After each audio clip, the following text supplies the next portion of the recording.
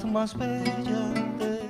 Bueno, a més de fer una mostra més gran, aquest any també hem tingut un equip més gran, l'any passat ho feia jo tot, diguéssim, i una de les persones que ens ha donat el seu recolzament, el tinc aquí al costat, és el Didac Lagarriga, que jo crec que és una de les veus que parla de l'islam, des de l'islam, més interessants i més innovadores, diguéssim, del panorama actual. Li passo amb ell la paraula. Moltes gràcies.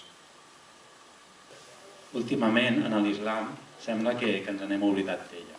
Sobretot a nivell mediàtic, veiem que l'islam l'associem sempre amb el jihad, amb el verd, amb conflictes, és a dir, amb tot allò que no és pacífic. Però Salam i Islam comparteixen l'arrel.